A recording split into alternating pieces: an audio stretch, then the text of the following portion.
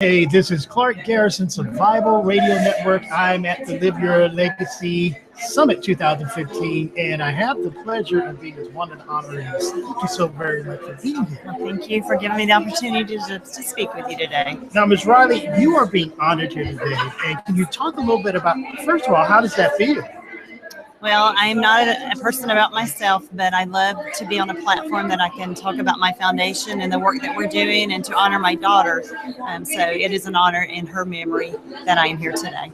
And please, if you would talk a little bit about the name of your foundation and what is the basis or format of what you're doing.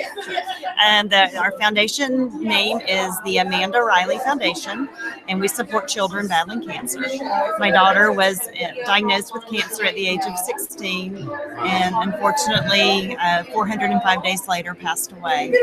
But she battled with such dignity and never gave up and never gave into it and kept smiling. And so after she passed away, I could not let her death go in vain. So we started the foundation honoring her name. In her name, it will always be the Amanda Riley Foundation, to keep her name alive and to help other children that are battling as she did. And, you know, it breaks my heart to cancer is just, it seems to me, and it's from a perspective that's obviously outward, that it's gotten progressively worse in our country, certainly. And we spend billions of dollars in supposedly awareness and finding a cure and getting better. It does not appear to me that it's going in the right direction. And for someone who's in the trenches and making awareness and doing something about it, am I misreading that? Or? No, not at all. And unfortunately, childhood cancer kind of gets shoved under the rug. We get very little funding. Less than 4% of the funding that the government gives goes to childhood cancer. And so that's very disheartening. And there are more than 20 different types of childhood cancer. But for some areas, we get so little funding for so many different kids. There are 46 kids that are diagnosed a day with cancer, and we lose over 7 kids a day to cancer.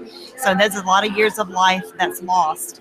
But unfortunately, a lot of the focus is on some of the older adult cancers that, it's unfortunate. My father had cancer. It's very unfortunate, but they live their life. Our kids don't get an opportunity to live their life. So that's one thing that we are an advocate for, is trying to raise more awareness because awareness leads to funding, leads to research, and hopefully one day will lead to a cure. But that's not really what our foundation is about. Our foundation supports directly the families and the children that are diagnosed. We feel like if we have $1,000 to give, we could change a child's life, but $1,000 may give you 10 minutes in the lab or something for research. So until we walk to the mailbox and find that $1 million check, all our money that we raise will go directly to the kids. And we serve meals every Monday at Scottish Rite. We give goodie bags and gift bags, and we pay for transmissions for cars so they can get their child to and from the hospital. $2,000 or $3,000 would change that family's life. They're able to get their child to treatment where $2,000 or $3,000 may not be as beneficial in other areas. Absolutely. We're about to embark on our biggest season, is Christmas. Last year, we sponsored 74 children battling cancer, which included kids with cancer and all their siblings, because when a child has cancer, the entire family has cancer. Absolutely. And sometimes the other kids feel a little left out because the child that's sick gets all the attention. They get mom and dad to go to the hospital with when they're left with sitters or grandma all the time. So we try to make all our children feel special. Well, I know it's hard work to do, but I'm glad that you have the fortitude to do that, because it's certainly, as you pointed out, needed.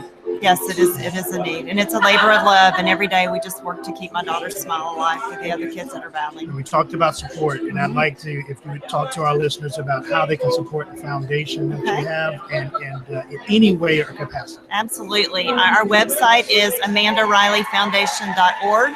And if they would please visit that, they can email us at info@amandarileyfoundation.org. We're on the website, and we'd love to hear from everybody and anybody. Wow, you're amazing. Thank you so very much. Thank you for this opportunity.